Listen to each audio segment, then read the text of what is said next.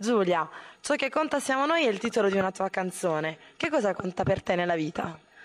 Beh, innanzitutto la libertà di esprimermi, la libertà di essere quella che sono veramente e questo lo riesco a fare proprio con la musica, anzi non c'è niente che mi renda più vera che proprio la musica.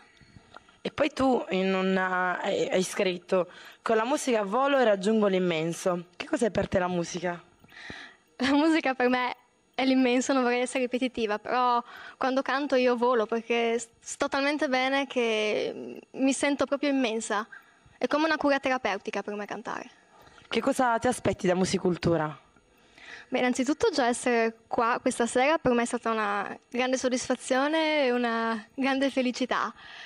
Io onestamente non è che non mi aspetto niente, o meglio, mi aspetto solo che qualcuno mi abbia capita per quella che sono sul serio.